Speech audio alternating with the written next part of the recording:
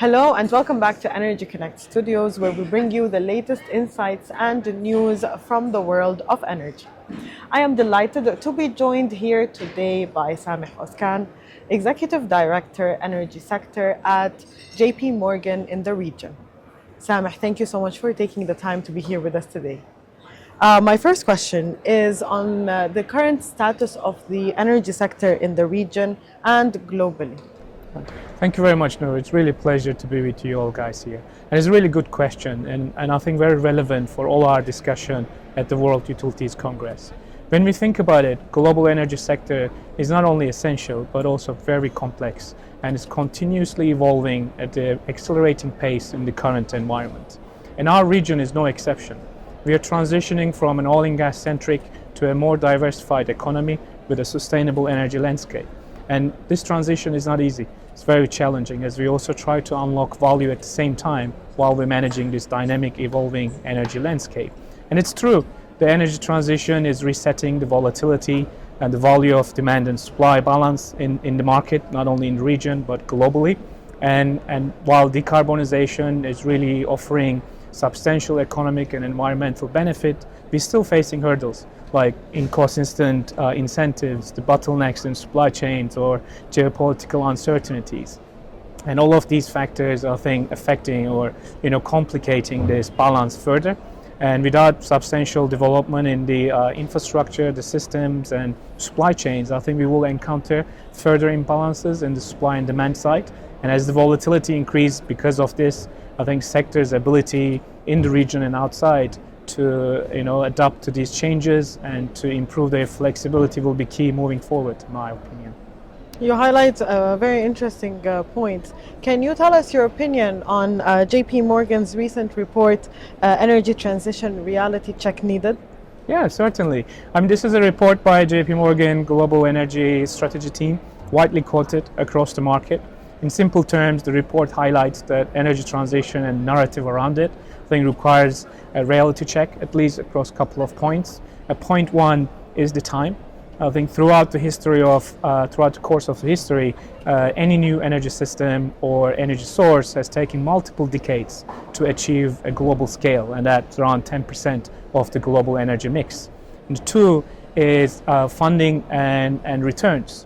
Because as I think we all know now that energy transition requires substantial investment across all value chains. But at the moment, at least, it offers really suboptimal returns. And along with that, I think government's challenges around geopolitical issues and macroeconomic uncertainties and social outlook should impact government's ability and also willingness to continue funding the energy transition. The last point, I think, it's around, and sometimes is overlooked, the energy intensity. Because energy transition itself is highly energy intensive. The decarbonization of the global energy system is and will be involving development of range of low carbon solutions and applications at a global scale, and this will add up to the energy consumption as we progress, right? And of course, all the global challenges recently that we faced, the pandemic, the geopolitical shifts, or the inflation, rising interest rates, and etc., all I think brought these challenges to light, and the report simply puts that together and suggests considerations along the way. You've been here for a couple of days and you've engaged in several conversations, and you have a panel coming up. So can you tell us more about your experience here at the Congress this year? Of course, and I think it's a good question. I've been thinking myself as well how to reflect on the Congress when I got back to the office. At a very high level, I think the energy sector in the region and outside, I think, going through a period of profound change, but more importantly, adaptation. And the narrative around the energy transition is, I think we all know, is certainly complex, but it has changed significantly over the years as well, the context-wise.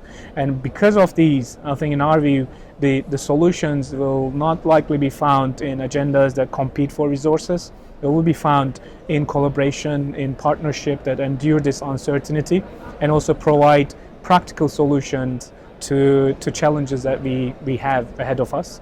And from this perspective, I think World Utilities Congress is a great platform, bringing together the valuable partner, including finance and investment cohort across the energy sector. And ultimately, the system, it is an interconnected system, and it's crucial to consider the entire ecosystem. And along our conversation, I also observed that how the energy sector trades, settles, and manages risk, I think is equally important for the sector to deliver the energy the world needs every day to run. And from this perspective, I think Middle East also stands out, because here in the region, the energy sector is not only critical for economic development, but also important for the financial innovation.